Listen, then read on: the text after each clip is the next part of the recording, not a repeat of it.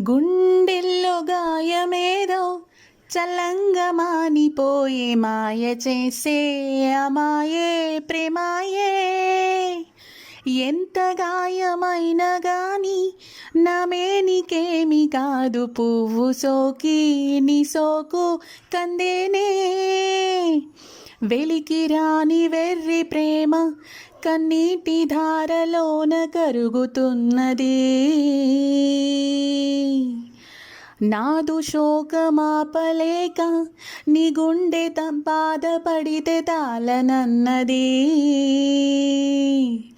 మనుషులెవ్వరెరుగరు మామూలు ప్రేమ కాదు, అగ్ని కంటే స్వచ్ఛమైనది.